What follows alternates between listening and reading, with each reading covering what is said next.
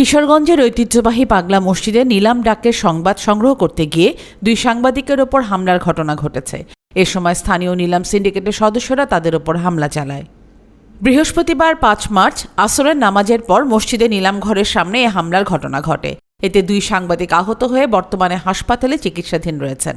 আহতরা হলেন চ্যানেল 24 কিশোরগঞ্জের জেলা প্রতিনিধি খায়রুল আলম ফয়সাল এবং গ্লোবাল টেলিভিশনের জেলা প্রতিনিধি ফয়জুল ইসলাম ভুইয়া পিঙ্কু।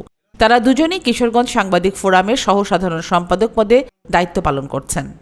জানা গেছে, প্রতিদিন আসরের নামাজের পর পাগলা মসজিদে দানের বিভিন্ন সামগ্রী নিলামে তোলা হয়।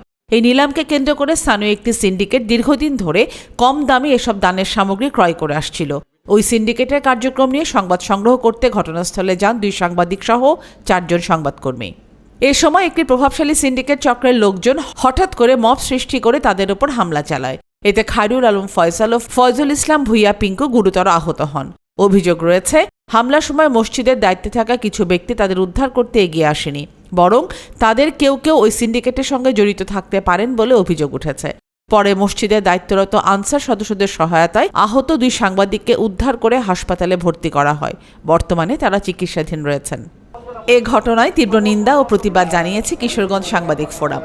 সংগঠনটির সভাপতি নূর মোহাম্মদ বলেন, পেশাগত দায়িত্ব পালন করতে গিয়ে সাংবাদিকদের ওপর হামলা অত্যন্ত নিন্দনীয় ও উদ্বেগজনক। অবিলম্বে জড়িত সন্ত্রাসীদের শনাক্ত করে আইনের আওতায় আনার দাবি জানান তিনি আরও বলেন, ভবিষ্যতে যাতে এ ধরনের ঘটনা না ঘটে সেজন্য প্রশাসনকে কঠোর ব্যবস্থা নিতে হবে এবং সংবাদকর্মীদের নিরাপত্তা নিশ্চিত করতে হবে। এ ঘটনায় থানায় মামলা দায়ের করা হয়েছে।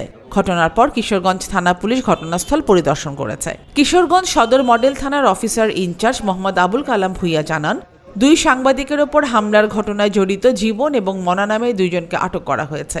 বাকিদের ধরতে অভিযান অব্যাহত আছে। এ ঘটনাকে কেন্দ্র করে শুক্রবার বেলা 11টায় আখড়াবাজার চত্বরে মানববন্ধন কর্মসূচি পালন করেন জেলা ও উপজেলা পর্যায়ের সাংবাদিকবৃন্দ।